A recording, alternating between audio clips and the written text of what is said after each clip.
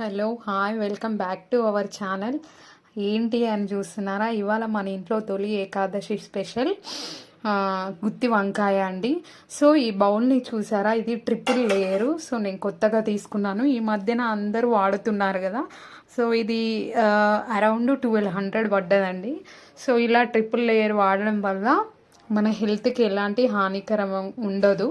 So stainless steel అన్నమాట. So అందరూ మన ఛానల్ని సబ్స్క్రైబ్ చేయండి. గుత్తి వంకాయ కాంబినేషన్ బాస్మతి బగారా రైస్ అన్నమాట. ఏదో సింపుల్గా కొంచెం మసాలా లేకుండా వేసానండి.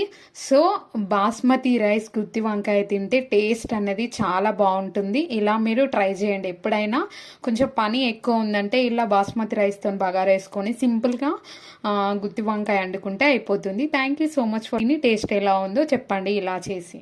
టిప్స్ అండ్ కిచెన్ ప్రోడక్ట్స్ గురించి మన ఛానల్లో వస్తూ ఉంటాయి.